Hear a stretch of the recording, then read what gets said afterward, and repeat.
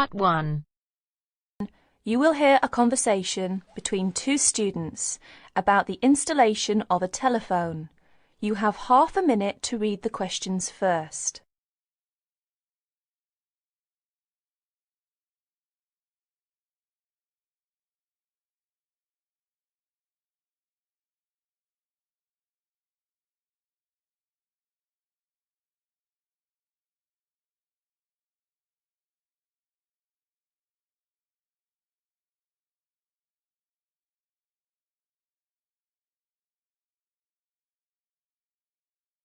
Now listen to the conversation carefully and answer questions 1 to 10. I buy a new telephone.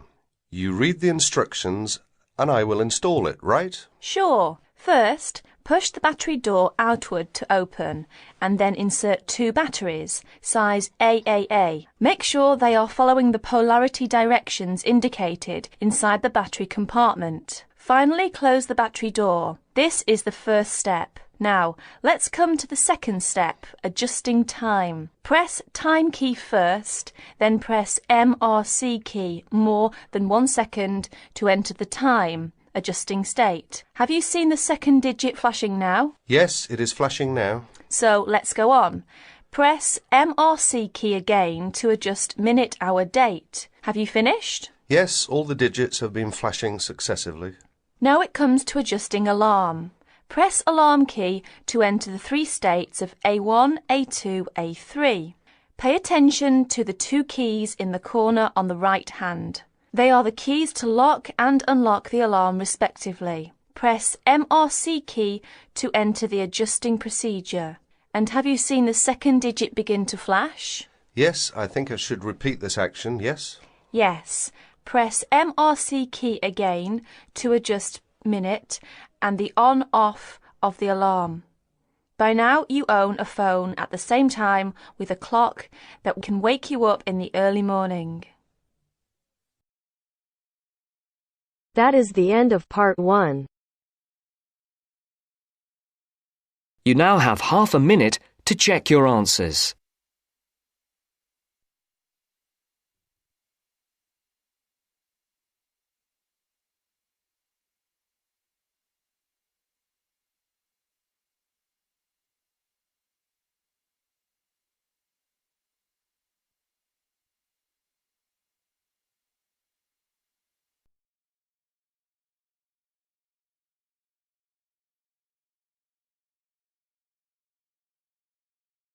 Now turns to Part 2.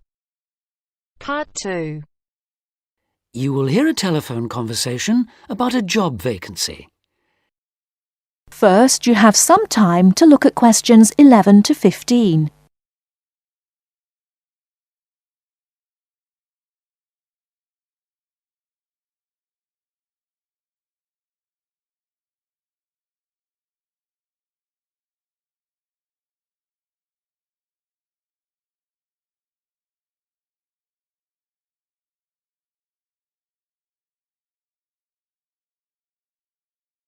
Now, listen carefully and answer questions 11 to 15.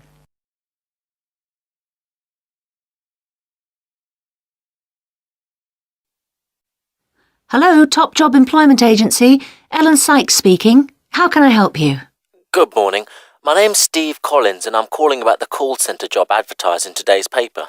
For an operative handling credit card inquiries? Yes, that's right.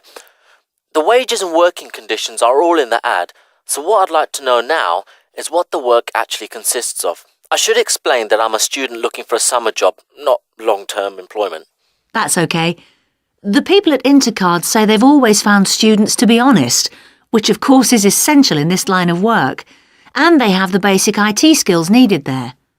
Apparently, there have been a few who didn't find it easy to get there on time in the morning, but in most cases their punctuality is as good as anybody else's. Anyway, about the work.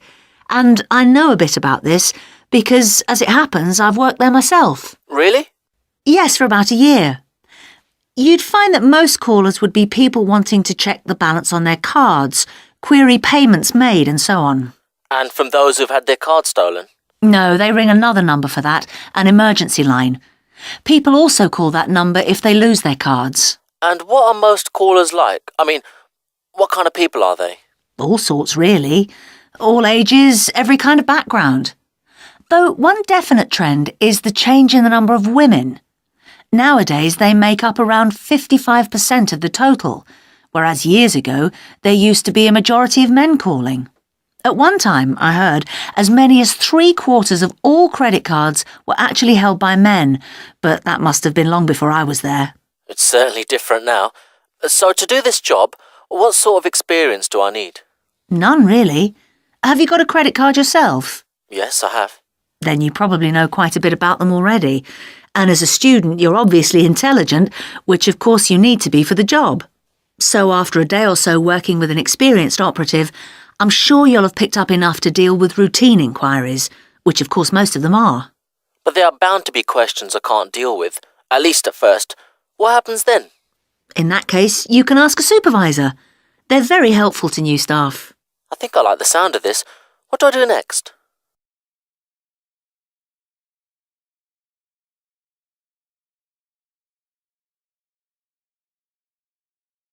Before you hear the rest of the talk, you have some time to look at questions 16 to 20.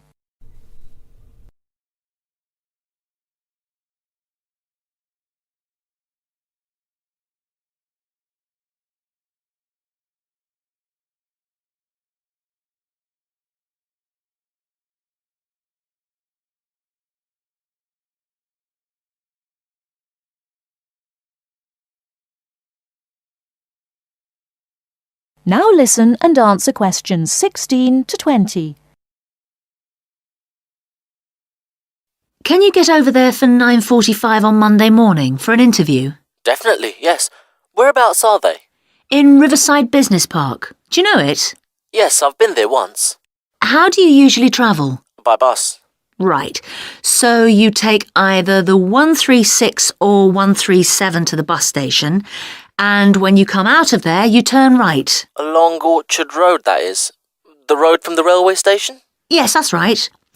You go past the petrol station next to the car dealers, then carry on down the road. Do I take the first left at the main car park? Well, you could do that, and walk up Newfield Avenue alongside the shopping centre, but it's a long way round. I'd suggest continuing along Orchard Road with the water company and then the insurance offices on your right. They used to be local government offices, by the way. Yes, I remember those. And you keep going until you reach the advertising agency. Now, facing that is a small road called Cherry Lane. There's a newspaper office on the corner, and opposite that is a big hotel, so you can't miss it. And how far down that road is it? Well, they aren't actually in Cherry Lane. You walk as far as the next junction and turn right into Almond Drive at the mail centre. Intercard is in the third building on the right, between the airline offices and the shipping company. Fine. I'll be there on Monday. Thanks very much. Bye. Good luck. Bye.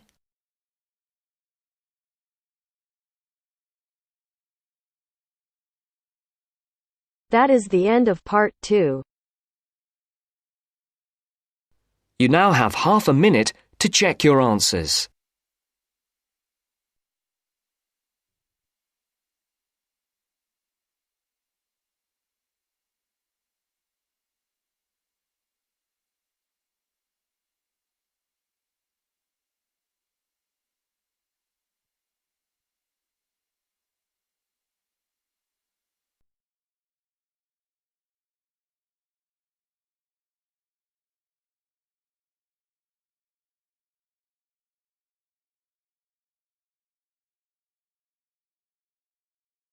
Now turns to part 3. Part 3. You will hear an interview with Professor Green from a local university which enrolls a large number of overseas students in its courses. He is talking to Indra, a student representative, about the importance of attending lectures. First, you have some time to look at questions 21 to 24.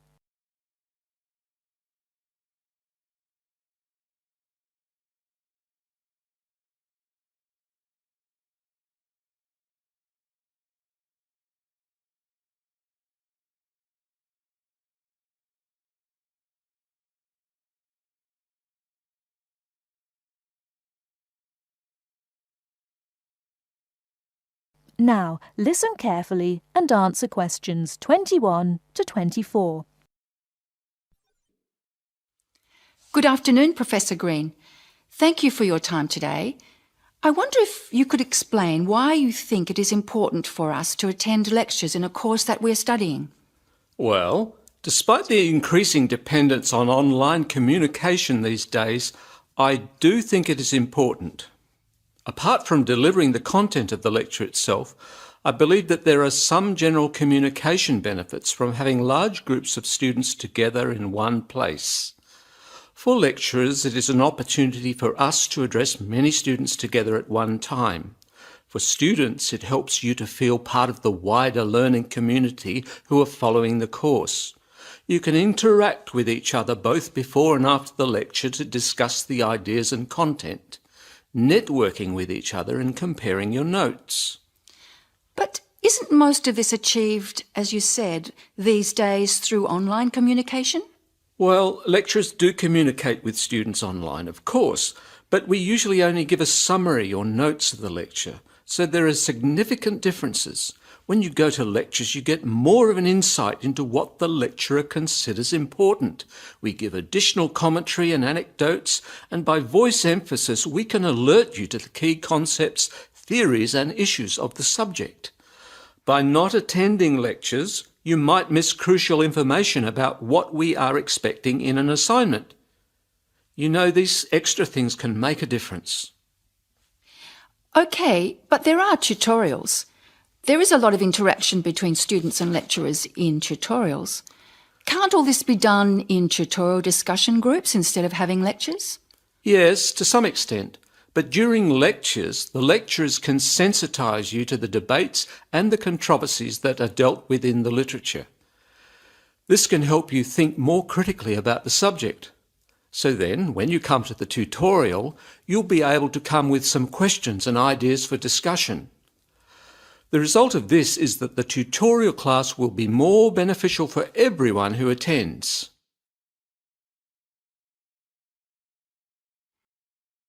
Before you hear the rest of the talk, you have some time to look at questions 25 to 30.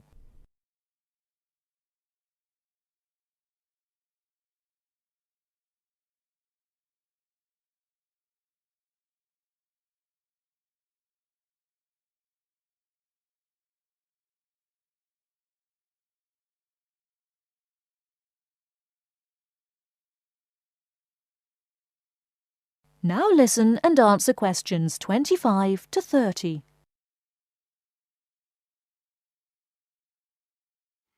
I see your point. However, surely this also depends on whether students are able to understand and follow the lecture well. What strategies do you recommend to help students get the most out of lectures? I would say that first of all, it is important to do some pre-reading. By doing this, you get an orientation to the topic. You'll become familiar with the key terms and you'll be able to follow the lecture points more easily.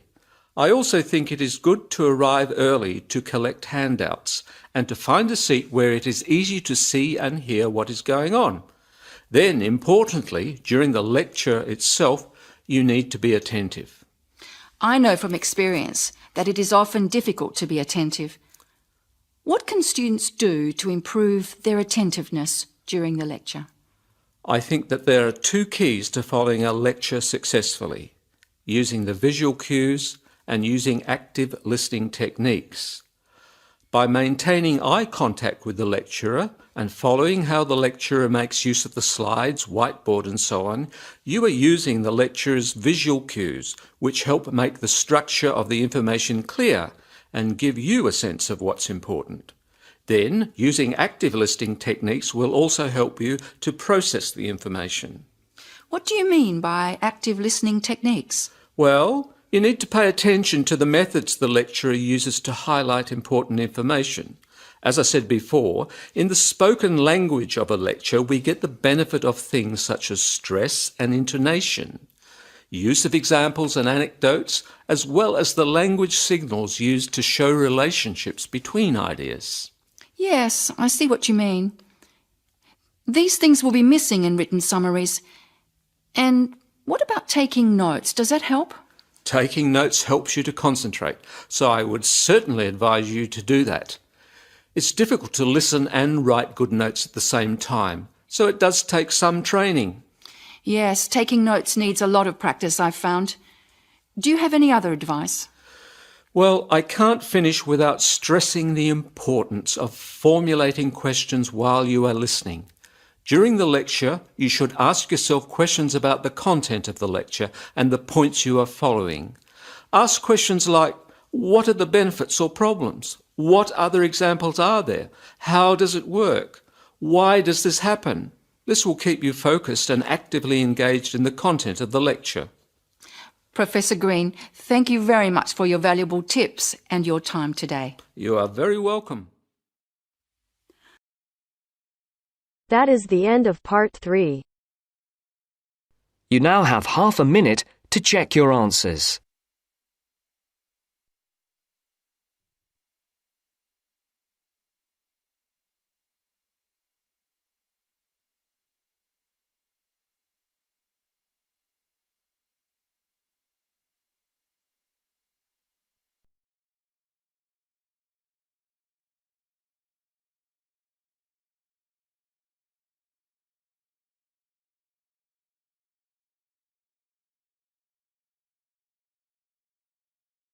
Now turn to section 4.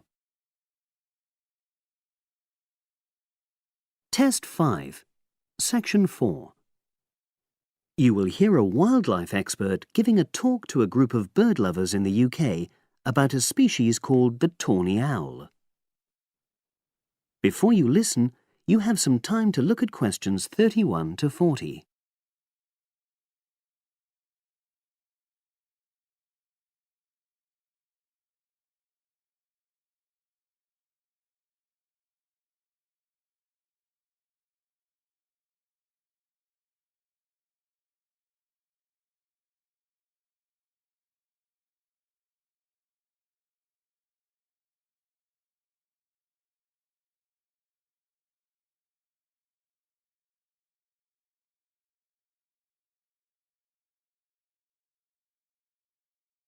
Now listen and answer questions 31 to 40.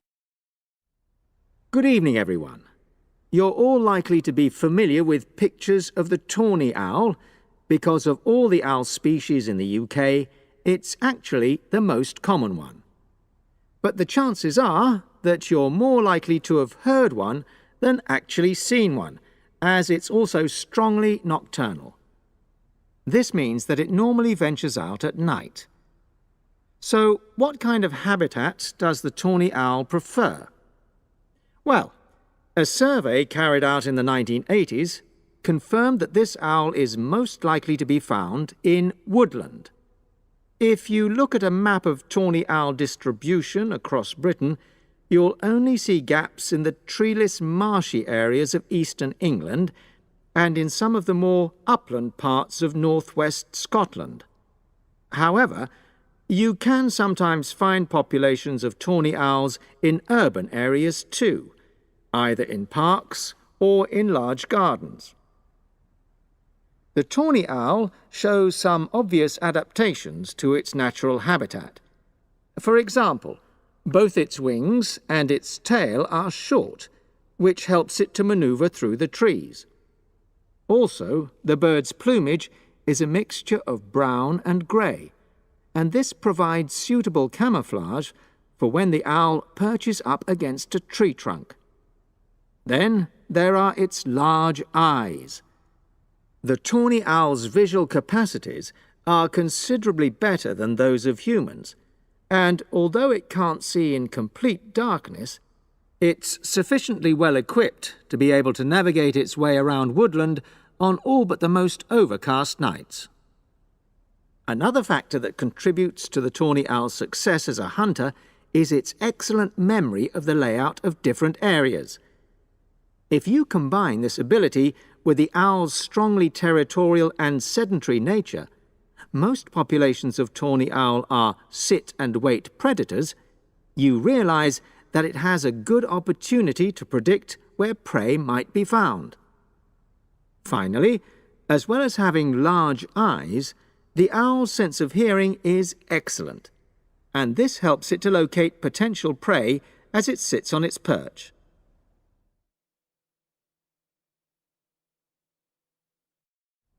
Turning now to the tawny owl's diet. Woodland tawny owls feed mainly on mammals, especially small ones, such as wood mice and bank voles. But they'll also take things like frogs or bats, or even fish, if they happen to be available. In urbanized landscapes, the owls seem to prey more on birds. So there are some differences there. Let's just look briefly now at survival rates in the tawny owl.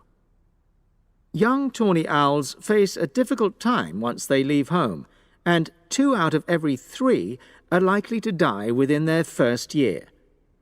So, with such high mortality levels, it's a good job that established breeding pairs can produce young over a number of seasons and maximize their chances of passing their genes on to the next generation of owls. I've already mentioned the sedentary nature of the tawny owl, but it's not just adult tawny owls that are sedentary in their habits.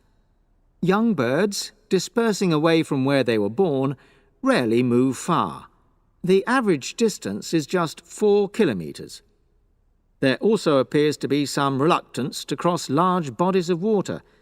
The owl is absent from many of the islands around our shores, with only occasional sightings in Ireland and the Isle of Wight off the south coast of England. Right, well, now I'll show you some photographs that have been taken in 1 or 2 of the...